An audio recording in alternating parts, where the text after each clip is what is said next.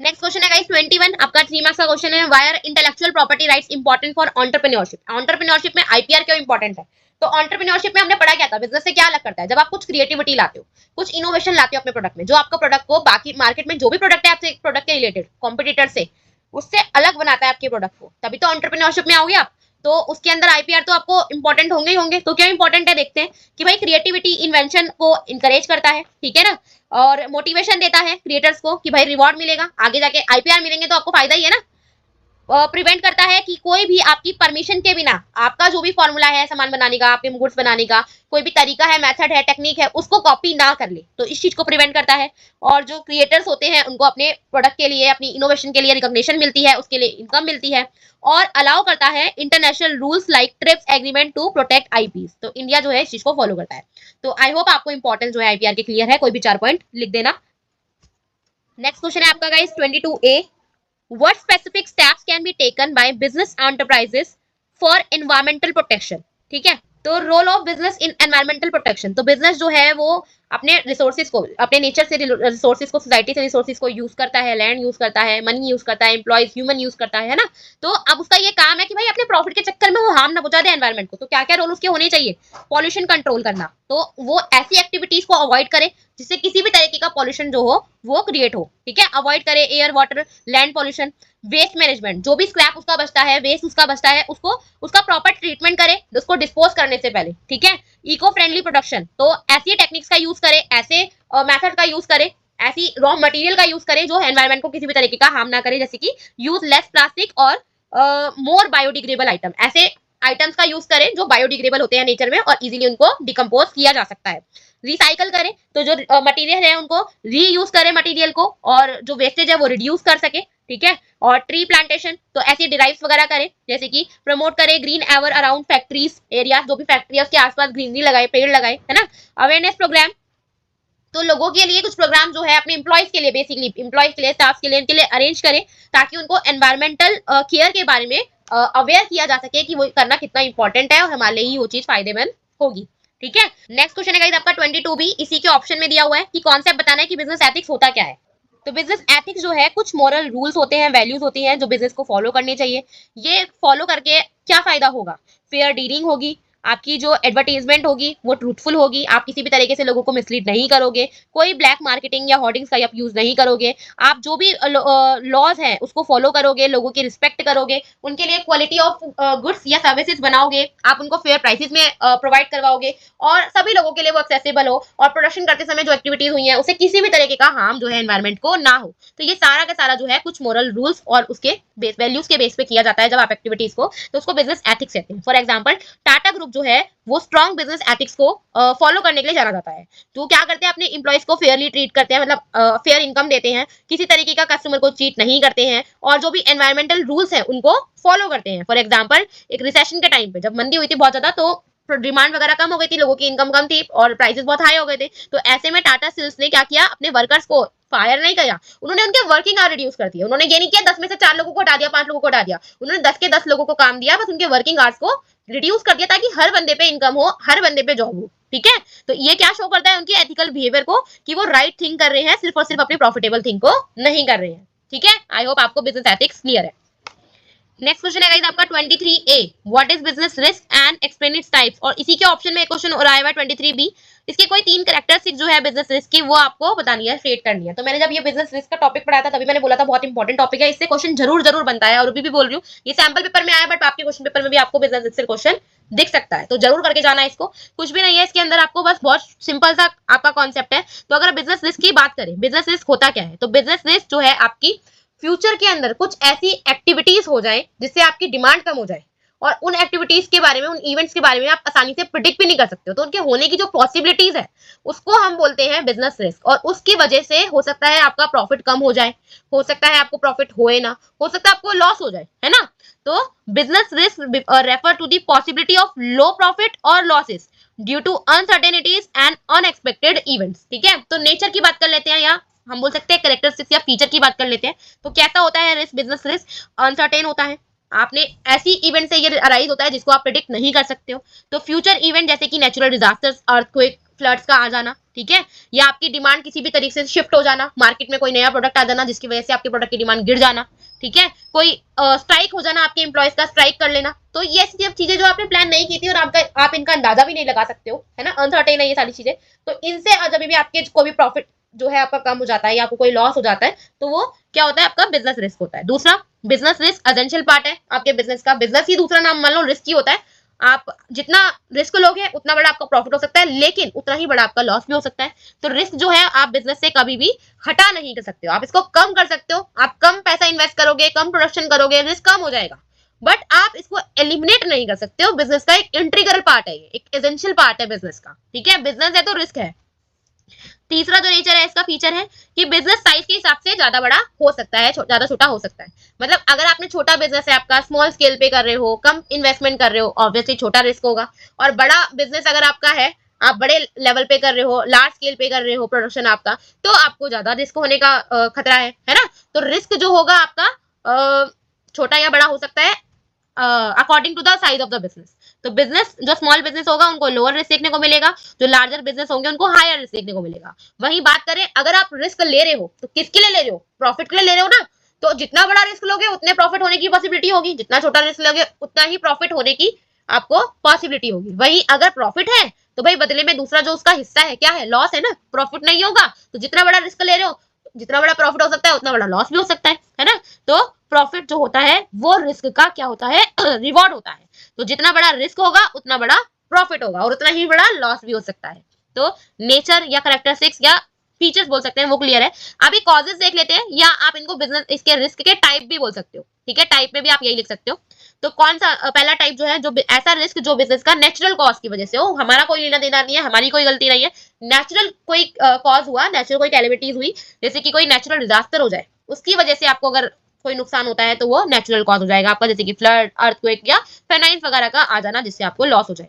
Second, human cause. अब अगले cause बनते हैं हम खुद, ठीक है। हो सकता है आपकी कोई एम्प्लॉय था वो डिसऑनेस्ट निकला, उसने कोई लापरवाही कर दी और आपके एम्प्लॉयज स्ट्राइक पे चले गए, कुछ और लड़ाई झगड़ा कुछ हो गया, कोई दंगे हो गए, कोई राइट्स हो गए, तो कुछ भी हो सकता है। ह्यूमन की वजह से अगर हो तो वो ह्यूमन कॉज हो जाता है, ठीक है, जिसकी वजह से बिजनेस रिस्क होता है। देन इकोनॉमिक कॉजेस हो सकते हैं, ठीक है। पॉलिटिक्स की वजह से कोई मार्केट के अंदर कोई फ्लक्चुएशन है, कोई कंपटीशन में आपका आ गया, ठीक है, कोई बेटर प्रोडक्ट लेके आ गया आपसे, ठीक है, या कोई टेक्नोलॉजी जो है वो चेंज हो गई है, आपका जो कॉम्पिटिटर है वो कुछ न्यू टेक्नोलॉजी जो है वो यूज कर रहा है, उसके चक्कर में उसको सस्ता पड़ रहा है सामान बनाना, आपको महंगा पड़ रहा है, आप हाई कॉस्ट पे हाई प्राइस पे बेच रहे हो, वो कम प्राइस पे बेच रहा है, ठीक है। तो भाई लोग तो उसी का खरीदेंगे, जो सेम प्रोडक्ट है सेम फीचर के साथ में, बंदा प्राइस हाई प्राइस पे खरीदेगा या लो प्राइस पे खरीदेगा, ऑब्वियसली लो प्राइस पे खरीदेगा। तो टेक्नोलॉजी को अपडेट हो जाना या मार्केट में फ्लक्चुएशन, डिमांड बढ़ जाना, घट जाना, तो कुछ भी हो सकता है। तो मार्केट की वजह से अगर हो रहा है, इकोनॉमिक की वजह से हो रहा है, तो वो इकोनॉमिक कॉज हो जाएगा। देन फिजिकल कॉज, कोई मशीन आपकी खराब हो जाए, ठीक है, कोई इंप्लॉय का एक्सीडेंट हो जाए तो उसको कंपनसेशन देना पड़ेगा, तो वो भी तो रिस्की है ना।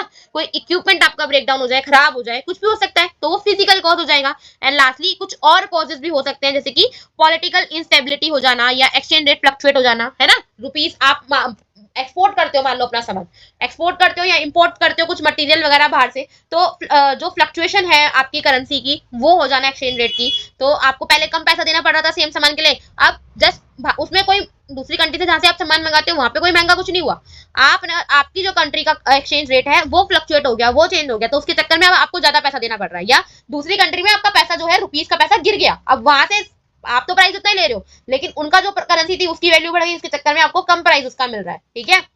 या फिर कोई पॉलिटिकल इंस्टेबिलिटी, जैसे कि आप देखने को मिलता है हमको मुंबई के अंदर जो फिल्म इंडस्ट्रीज है वो बहुत ज्यादा प्रोस्पीरियस है। क्यों है? क्योंकि वहाँ की जो पॉलिटिकल पार्टीज है या पॉलिटिकल पावर है वो उसी को सपोर्ट करती है, उस इंडस्ट्री को वहाँ पे सपोर्ट करती है। जैसे आईटी को सपोर्ट किया जाता है बैंगलोर के अंदर, है ना। तो वो जो गवर्नमेंट वहाँ पे सपोर्ट कर रही है, इनको सब्सिडीज दे रही है या फ्रीडम दे रही है, लिबरेशन दे रही है वहाँ पे उस काम को करने के लिए, वो पॉलिटिकल पार्टी हट के दूसरी पार्टी आ जाए तो पॉलिटिकल इन स्टेबिलिटी हो जाएगी वहां पे, जो रूल्स है वो चेंज हो जाएंगे, लॉस चेंज हो जाएंगे, आपके टैक्सेस के रेट वगैरह चेंज हो सकते हैं, तो उससे भी आपको जो बिजनेस का रिस्क है वो हो सकता है। ये सब चीजें आपके हाथ में नहीं होती है, तो बिजनेस को आप कंट्रोल नहीं कर सकते हो, बिजनेस रिस्क को आप कंट्रोल नहीं कर सकते हो। आप सिर्फ उनको क्या कर सकते हो, बिजनेस के एनवायरनमेंट को स्टडी करके उनको टैकल करने की पहले से प्लानिंग कर सकते हो, कि आप अंदाजा लगा सकते हो हाँ ये रिस्क हो सकता है या नहीं हो सकता, बिजनेस एनवायरनमेंट को स्टडी करके, वो बाद में पढ़ोगे। फिलहाल ये क्वेश्चन था हमारा, आई होप आपको अच्छे से क्लियर है। नेक्स्ट क्वेश्चन है आपका 24।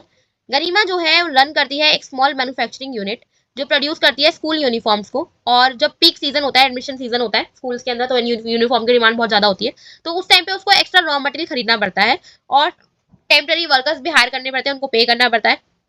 लेकिन जो भी उसके पास अवेलेबल फंड है होते हैं वो उसके लिए सफिशिएंट नहीं होते हैं, पूरे नहीं पड़ते हैं। तो अब इस नीड को उसको मीट करने के लिए उसको शॉर्ट टर्म फाइनेंशियल नीड की जरूरत होती है, ठीक है, छोटे समय के लिए उसको फाइनेंशियल नीड चाहिए होते हैं, फंड चाहिए होते हैं, तो वो बैंक को अप्रोच करती है। अब बैंक क्या करती है, उसको अलाउ कर देती है कि भाई आप एक फिक्स लिमिट तक क्या कर सकते हो, मनी जो है आपके अकाउंट से विड्रॉ कर सकते हो, ठीक है, against the security of his unsold stock और रॉ मटेरियल।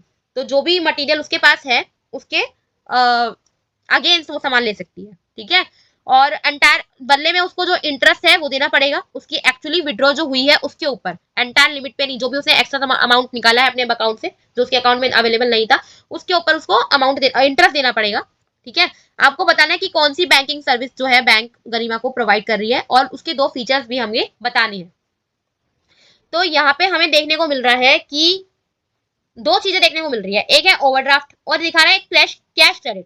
तो ओवरड्राफ्ट के अंदर तो आप अपने बैलेंस के ज्यादा भी जो भी आपके अकाउंट में बैलेंस पड़े, मतलब 10,000 पे पड़े आपके अकाउंट के अंदर, आप 10,000 से ज्यादा अमाउंट भी एक पर्टिकुलर लिमिट तक, मतलब 20 या 25,000 तक आप विड्रॉ कर सकते हो और आपको एक पर्टिकुलर टाइम पीरियड के अंदर उसको वापस से डिपॉजिट कराना पड़ेगा, उस पर आपको इंटरेस्ट देना पड़ेगा जो लिमिट आपने एक्स्ट्रा निकाली है। मतलब 10,000 आपके अकाउंट में पड़े थे, आपने 25,000 निकाली है, तो आपने क्या किया, 15,000 एक्स्ट्रा निकाले हैं, तो 15,000 पे आपको इंटरेस्ट देना पड़ेगा, ठीक है। तो ये शॉर्ट टर्म नीड को पूरी करता है। और दूसरा जो है कैश क्रेडिट है, आप अपने स्टॉक और सिक्योरिटी के अगेंस्ट लोन ले लेते हो।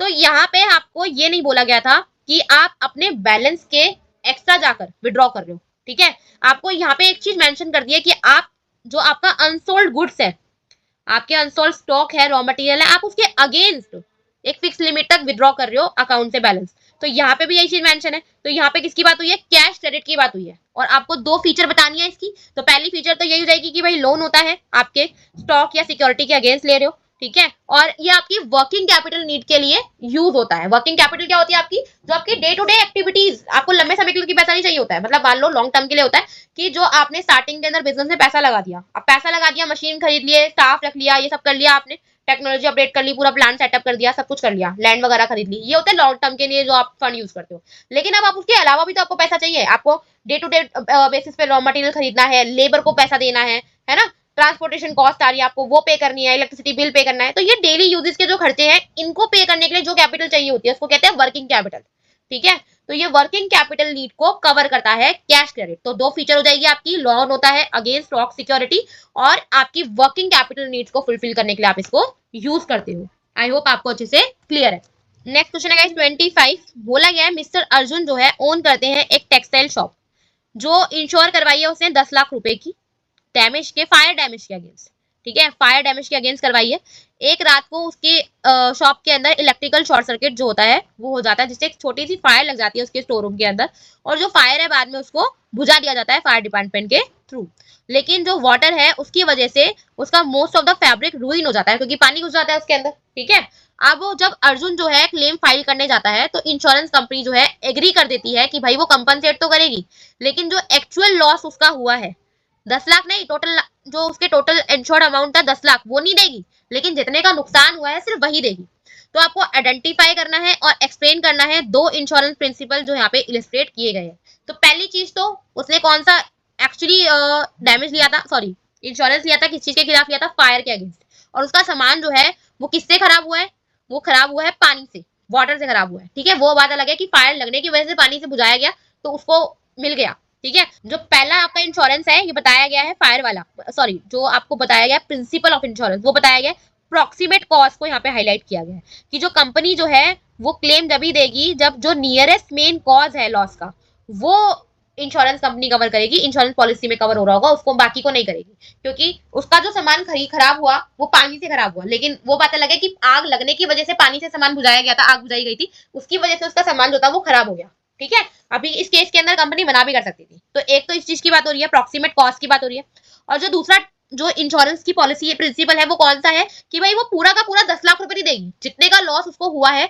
उतना ही देगी। तो प्रिंसिपल ऑफ इंडेमिनिटी जो होता है, जो इंश्योरेंस कंपनी होती है वो एक्चुअल लॉस जितना होता है उतने ही पैसे पे करती है, कंपनसेट करती है। आप इसको यूज करके इंश्योरेंस कंपनी से प्रॉफिट नहीं कमा सकते हो, ठीक है। मान लो उसका 3 लाख का नुकसान हुआ है तो 3 लाख की जगह 10 लाख मिल जाते उसको, 7 लाख का तो उसका प्रॉफिट हो जाता, 3 लाख का तो नुकसान हुआ है उसको। तो ये प्रॉफिट नहीं कमा सकते आप, आपको कंपनी उतना ही पैसा देगी जितना आपका नुकसान हुआ है। अच्छा ये चीज भी ध्यान रखो, अब 10 लाख रुपए का इंश्योरेंस था, मान लो 12 लाख का नुकसान हो जाता तो कंपनी 12 लाख नहीं देती, कंपनी 10 लाख ही देती। तो आपका जो टोटल इंश्योर्ड अमाउंट होता है, इंश्योर्ड अमाउंट जो आपने करवाया था, और जो आपका टोटल लॉस हुआ है, इन दोनों में जो भी कम होता है, which ever is less, company वही अमाउंट पे करती है। ठीक है, तो आई होप आपको दोनों चीजें क्लियर है। अभी भी गाइस बता रही हूँ, इससे क्वेश्चन आया हुआ है, आपको दोबारा क्वेश्चन देखने को मिल सकता, सेम क्वेश्चन मिल सकता है, प्रिंसिपल, दोनों प्रिंसिपल पे बेस्ड क्वेश्चन मिल सकता है। ये जितने भी प्रिंसिपल है उसको ढंग से करके जाना इंश्योरेंस के, उससे क्वेश्चन मिलेगा ही मिलेगा आपको। ठीक है, एक वो कॉन्ट्रीब्यूशन वाला होता है, वो भी इंपॉर्टेंट है, उसको भी कर लेना। ठीक है, नेक्स्ट क्वेश्चन है गाइस 26B। 26B जो है 26 क्वेश्चन का ही ऑप्शन में है आपका, एक ए पार्ट था एक बी पार्ट था। बी पार्ट में आपको बोला गया है ये जो इंडस्ट्रीज है वो इंगेज होती है producing goods through processing of the raw material दस क्रिएटिंग फॉर्म यूटिलिटीज। तो कुछ रॉ मटेरियल का यूज करते हैं, उनको प्रोसेस करते हैं, कुछ और यूटिलिटी कुछ फाइनल प्रोडक्ट से बनाते हैं। तो आपको टाइप ऑफ इंडस्ट्री बतानी है, तो सिंपल सी बात है, हमें क्लियरली दिख रहा है कि सेकेंडरी इंडस्ट्री की बात हो रही है। सेकेंडरी इंडस्ट्री में क्या करते हो आप, रॉ मटेरियल लेते हो प्राइमरी सेक्टर से, और उस रॉ मटेरियल को कुछ और पार्ट, कुछ और यूटिलिटी में, कुछ और प्रोडक्ट के अंदर आप उसको कन्वर्ट कर देते हो। जैसे कि आपने कॉटन जो है, कॉटन बॉल जो है वो खरीदी फार्मर से जिसने भी उसको उगाई थी, अब आपने उसका क्या बना दिया, फैब्रिक बना दिया थ्रू लेबर, थ्रू मशीनरी, मतलब अलग अलग तरीके से उसको प्रोसेस करके और उसको कॉटन फैब्रिक में कन्वर्ट कर दिया। तो आप किस में आ जाते हो, सेकेंडरी इंडस्ट्री में आ जाते हो। तो यहाँ पे बात कर रहा है वो क्या कर रहा है, वो मैन्युफैक्चरिंग का काम कर रहा है। तो मैन्युफैक्चरिंग में यही होता है आपका, मैन्युफैक्चरिंग के अंदर आपके कितने टाइप है, 4 टाइप है आपकी, analytic, processing, synthetic and assembling. Analytic में क्या होता है, एक ही आपका मटेरियल होता है, एक सिंगल मटेरियल होता है, उस सिंगल मटेरियल को प्रोसेस करके आप डिफरेंट प्रोडक्ट्स बनाते हो। ठीक है, जैसे कि आपका पेट्रोल, डीजल, ये सब के सब किससे बनते हैं, एक प्रोडक्ट होता है आपका क्रूड ऑयल, उस क्रूड ऑयल से यूज करके उसको रिफाइन करके आपके डिफरेंट प्रोडक्ट्स बनते हैं, जैसे कि पेट्रोल, आपका डीजल, आपकी नेचुरल गैसेस हो गई, आपके लुब्रिकेटिंग ऑयल्स हो गए, ठीक है, प्रोफिन वैक्स हो गई, एक्सेट्रा एक्सेट्रा। देन प्रोसेसिंग की बात करें तो रॉ मटेरियल जो होता है वो डिफरेंट डिफरेंट स्टेजेस जो है उसके अंदर आप प्रोसेस करते हो और कुछ प्रोडक्ट बनाते हो। जैसे कि अभी कॉटन से क्लॉथ बनाया आपने, वो इसमें आ जाएगा। आपने शुगर कैन से शुगर बनाया, वो इसमें आ जाएगा। आपने आयरन और से स्टील बनाया, वो इसमें आ जाएगा। देन सिंथेटिक, आप क्या कर रहे हो, यहाँ पे क्या हुआ था, एनालिटिक में क्या हुआ था, एक ही प्रोडक्ट था, उस प्रोडक्ट को रिफाइन करके या अलग अलग तरीके से प्रोसेस करके डिफरेंट डिफरेंट प्रोडक्ट बनाए गए थे। अब यहाँ पे क्या हो रहा है, सिंथेटिक में आप अलग अलग प्रोडक्ट्स यूज कर रहे हो, डिफरेंट डिफरेंट प्रोडक्ट यूज कर रहे हो और सबको यूज करके मिक्स करके एक सिंगल प्रोडक्ट आप बना रहे हो, तो वो क्या हो जाता है आपका, सिंथेटिक होता जाता है। इसी तरीके से आपके सीमेंट, कॉस्मेटिक प्रोडक्ट्स ये जो होते हैं वो तैयार किए जाते हैं। देन असेंबलिंग, असेंबलिंग मतलब इकट्ठा करना। जैसे कि आपका कंप्यूटर पूरा का पूरा जो होता है उसमें कितने सारे पार्ट्स होते हैं, आपका डेस्कटॉप होता है, आपका सीपीयू होता है, आपका प्रिंटर होता है, आपका माउस होता है, तो अलग अलग प्रोडक्ट है, वो अलग अलग जगह बनते हैं, अलग अलग कंपनी बनाती है उनको। आप कोई पर्टिकुलर कंपनी हो, उन सारी कंपनी से आप अलग अलग पार्ट्स को खरीदोगे और उनको असेंबल करके एक पूरा का पूरा सेट जो है वो बेचोगे। तो डिफरेंट पार्ट्स को कंबाइन करना एक सिंगल प्रोडक्ट बनाने के लिए, जैसे कि कार्स हो गए, कंप्यूटर्स हो गए, एक्सेट्रा एक्सेट्रा। तो मैन्युफैक्चरिंग इंडस्ट्री जो है, आई होप आपको अच्छे से क्लियर है। नेक्स्ट क्वेश्चन है गाइस 26A। 26A में आपको बोला गया है, absence of this part of commerce it would not be possible to undertake production activities on a large scale। अगर जिसकी भी बात कर रहे हैं, कॉमर्स के पार्ट की बात कर रहे हैं, और इसके बिना आप लार्ज स्केल पे अपनी प्रोडक्शन एक्टिविटीज को अंडरटेक नहीं कर सकते हो, पॉसिबल नहीं है। एक तो आपको आइडेंटिफाई करना है कि कौन सा पार्ट है कॉमर्स का, फिर उसको एक्सप्लेन भी करना है उसके टाइप्स को। ठीक है, तो भाई कॉमर्स के हमने पढ़े थे 2 तरीके के पार्ट होते हैं, एक होता है ट्रेड और एक होता है ऑक्सिलरीज टू ट्रेड। ठीक है, तो ट्रेड का मीनिंग तो हमें पता है कि गुड्स को एक जगह से खरीद के दूसरी जगह बेचना। ठीक है, और जो ऑक्सिलरी टू ट्रेड होती है ये फैसिलिटेट करती है आपके ट्रेड को, आपके ट्रेड एक्टिविटीज जो है, जो आप सामान खरीद के बेच रहे हो उस टाइम पे जितना भी आपको सपोर्ट की नीड होती है, वो ये ऑक्सिलरीज जो होती है आपको सपोर्ट प्रोवाइड करती है, ताकि आपकी जो बिजनेस है, आपका जो ट्रेड है वो स्मूथली होता रहे। इनके बिना आप अपने ट्रेड को नहीं कर सकते हो, और ज्यादातर तो आप लार्ज स्केल पे नहीं कर सकते हो। ठीक है, तो हम पहले देखते हैं कि ये टाइप जो है ऑक्सिलरी टू ट्रेड जो है, और जो ट्रेड है उसके क्या क्या पार्ट्स हैं। तो ट्रेड को देख लेते हैं हम, 2 तरह के होते हैं, इंटरनल ट्रेड और एक्सटर्नल ट्रेड। इंटरनल जैसे कि नाम से ही, आप विद इन द कंट्री आप बिजनेस कर रहे हो, एक जगह से सामान खरीद के दूसरी जगह बेच रहे हो। ठीक है, या तो आप होलसेल ट्रेड कर रहे होंगे, आप तो रिटेल ट्रेड कर रहे होंगे। होलसेल में आप बल्क में सामान खरीद लोगे मैन्युफैक्चरर से, और छोटे छोटे पार्ट के अंदर डिफरेंट डिफरेंट ट्रेडर्स को सामान बेचोगे। अगर आप रिटेल ट्रेड कर रहे हो तो आप छोटा छोटा सामान अलग अलग होलसेलर से खरीदोगे छोटी छोटी क्वांटिटी में, और एक एक दो क्वांटिटी में आप कंज्यूमर को बेचोगे। ठीक है। वहीं एक्सटर्नल ट्रेड जो होता है 3 तरीके का होता है आपका, इंपोर्ट ट्रेड होता है, एक्सपोर्ट ट्रेड होता है और इंटरपोर्ट ट्रेड भी होता है। इंपोर्ट ट्रेड में हमने पढ़ा था जब आप किसी दूसरी कंट्री से सामान खरीदते हो अपनी कंट्री में तो आपका इंपोर्ट हो जाता है। जब आप कंट्री में सामान बना के या सामान खरीद के जो भी कर रहे हो आप दूसरी कंट्री में बेच रहे हो तो वो होता है आपका एक्सपोर्ट ट्रेड। और आप एक जगह से सामान खरीद रहे हो, समझ लो आपने जापान से सामान खरीदा और आपने चाइना में बेच दिया। एक कंट्री से आप सामान खरीद रहे हो और दूसरी कंट्री में आप सामान बेच रहे हो तो उसको इंटरपोर्ट कहते हैं। ठीक है। और ऑक्सिलरी टू ट्रेड जो है हमारा मेन क्वेश्चन है, उसी के टाइप्स हमें पूछे गए हैं। तो ऑक्सिलरी ट्रेड जो होती है आपकी, ऑक्सिलरी का मतलब क्या होता है, सपोर्ट होता है, हेल्प होता है आपका, है ना। तो ये कौन कौन सी एक्टिविटीज है जो आपके बिजनेस को स्मूथली, आपके ट्रेड को स्मूथली करने के लिए आपको हेल्प करती है। पहला है आपको ट्रांसपोर्टेशन और कम्युनिकेशन की फैसिलिटीज प्रोवाइड करती है।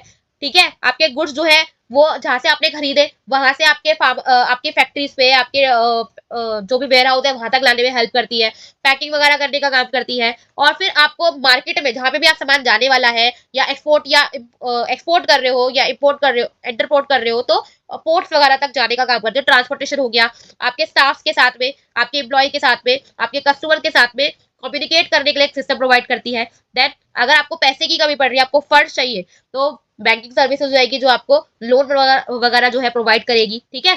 देन वेयर हाउसिंग, जब तक आपका सामान जो है, आपका सामान रेडी है आपके एंड पे लेकिन आपका सामान जो है अभी डिलीवर करने का टाइम नहीं आया है तो उस टाइम पीरियड तक आपके सामान को प्रोटेक्ट करके कहीं पे रखना पड़ेगा सेफली, तो वो पर्टिकुलर सर्विसेज वेयर हाउसिंग से मिलेगी। और वेयर हाउसिंग भी क्या है, एक ऑक्सिलरी टू ट्रेड है। ठीक है। वही बात करें हम एडवर्टाइजमेंट की तो आप दूसरी किसी कंपनी से हेल्प कराओगे, अपने अपने प्रोडक्ट को, अपनी सर्विस को प्रमोट करवाओगे थ्रू एडवर्टाइजमेंट, तो एडवर्टाइजमेंट भी क्या है, ऑक्सिलरी टू ट्रेड है। एंड इंश्योरेंस, अपने बिजनेस को आप क्या कराओगे, किसी भी तरीके के रिस्क से प्रोटेक्ट कराने की कोशिश करोगे तो इंश्योरेंस भी क्या है आपका, ऑक्सिलरी टू ट्रेड है। तो आपको पार्ट्स ऑफ कॉमर्स पूछा है तो पार्ट्स ऑफ कॉमर्स हो जाएगा आपका ऑक्सिलरी टू ट्रेड्स। ठीक है। और इसके टाइप्स एक्सप्लेन करें तो ये सारी एक्टिविटीज हम इसमें डाल सकते हैं। क्लियर।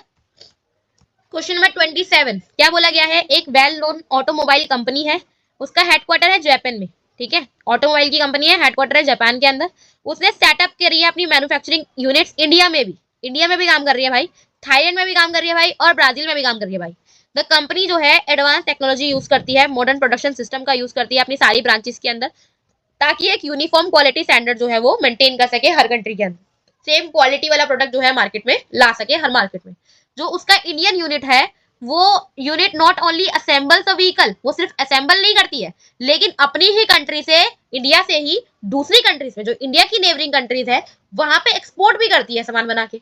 तो कंपनी जो है वो इन्वेस्ट करती है हैवीली अपनी एडवर्टीजमेंट के अंदर, अपनी रिसर्च के अंदर। हर कंट्री जहाँ पे अपनी ब्रांच खोल रही है सब में रिसर्च करती है, वहां पे एडवर्टीजमेंट करती है और अपना ब्रांड जो है वो पूरे वर्ल्ड में उसने रिकॉग्नाइज करवाया है। तो आपको क्वेश्चन में पूछा गया है कि पहले तो आपको आइडेंटिफाई करना है कि किस टाइप की बिजनेस ऑर्गेनाइजेशन जो है इस केस में दी गई है और फिर 3 फीचर जो है हमें उसकी बतानी है। तो जो पहली लाइन थी कि भाई जापान के अंदर उसकी कंपनी का हेडक्वार्टर है, मेन कंट्री जो है उसकी वो जापान है। उस जापान के अलावा भी उसने दूसरी कंट्रीज के अंदर अपना क्या लगाया हुआ है, आप मैन्युफैक्चरिंग यूनिट लगाई हुई है। तो वहीं से हमें पता चल रहा है कि ये मल्टीनेशनल कंपनी है। ये कंपनी क्या करती है, एक कंट्री में नहीं बल्कि बहुत सारी कंट्री में ऑपरेट करती है, अपनी फैक्ट्रीज रखती है, अपने ऑफिस रखती है, अपनी ब्रांचेस जो होती है इसकी वर्ल्ड वाइड होती है। लेकिन जो हेडक्वार्टर होता है इनका, वो हेडक्वार्टर इनका एक ही होता है और अपनी खुद की कंट्री के अंदर वो हेडक्वार्टर इनका होता है। जैसे कि ये हमने पढ़ा थर्ड पॉइंट, सेंट्रलाइज कंट्रोल, जो मेन डिसीजंस होते हैं वो सबके सब हेड ऑफिस से होते हैं और इसके हेड ऑफिस कहाँ था, जापान के अंदर था। ठीक है। जो इसकी होम कंट्री है और जो अदर ब्रांचेस है वो इन सारे डिसीजन को इंडिया के अंदर, थाईलैंड के अंदर और कहाँ है, ब्राजील में इसकी जो हेडक्वार्टर दूसरी ब्रांचेस है वो इन सारे डिसीजन को ये हेडक्वार्टर पे जो डिसीजन लिए जाएंगे उन सबको फॉलो करने पड़ते हैं। तो पता तो चल गया कौन सी जो ग्लोबल एंटरप्राइज है, ये बिजनेस फॉर्म है, ये है आपका मल्टीनेशनल कंपनी है। 3 फीचर बतानी है, एक तो यही हो गई सेंट्रलाइज कंट्रोल। पहला ले लेते हैं ह्यूज रिसोर्सेज। सबसे पहली बात रिसोर्सेज, भाई सिर्फ एक ही जगह रिसोर्सेज लगाने, एक ही जगह रिसर्च नहीं करनी है, हर जगह करनी है।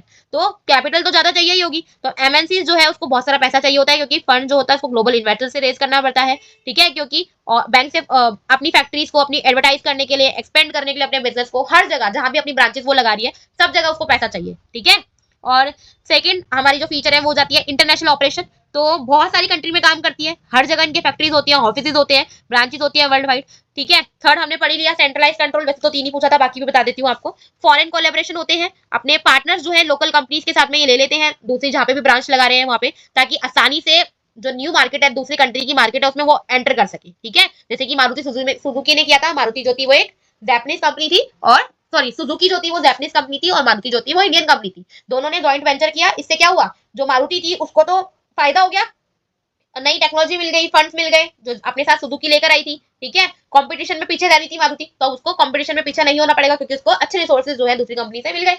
और सुजुकी को क्या फायदा हुआ, जापान की कंपनी को क्या फायदा हुआ कि वो इजीली जॉइंट वेंचर में आने के चक्कर में इंडिया की कंपनी के साथ में उसने जॉइंट वेंचर में आई, तो इंडिया की मार्केट में आसानी से वो एंटर कर पाई। जबकि वो एक सिंगल प्लेयर अगर आती as inter foreign company singly आती तो वो इतनी आसानी से एंटर नहीं कर पाती, उसको बहुत सारे रिस्ट्रिक्शंस को, टैरिफ वगैरह को फेस करना पड़ता, ठीक है। और एडवांस टेक्नोलॉजी तो हमेशा ये एमएनसीज जो होती हैं वो एडवांस लेटेस्ट मशीन्स, टूल्स वगैरह जो है यूज करती है ताकि प्रोडक्शन जो है बेटर हो सके, फास्टर हो सके। प्रोडक्ट इनोवेशन ये क्रिएट करते हैं न्यू और बेटर प्रोडक्ट अपनी रिसर्च से, अपनी डेवलपमेंट से, क्योंकि हर कंट्री के अंदर ये अपनी रिसर्च करते हैं, ठीक है, लोगों की क्या डिमांड है, क्या उनको स्पेसिफिकेशन चाहिए प्रोडक्ट के अंदर, और उसके हिसाब से ही न्यू टूल्स वगैरह जो है यूज करते हैं। तो इनोवेशन ये क्रिएट करते हैं मार्केट के अंदर, ठीक है। और स्ट्रॉन्ग मार्केटिंग स्ट्रेटेजीज होती हैं, तो भाई एडवर्टीजमेंट तो कर ही रही है, वो हमने पढ़ा भी, हर जगह एडवर्टीजमेंट पे बहुत पैसा लगा रही है, रिसर्च पे पैसा लगा रही है, तो स्ट्रॉन्ग मार्केटिंग स्ट्रेटेजीज जो होती है इनकी होती है। तो आई होप आपको अच्छे से क्लियर है।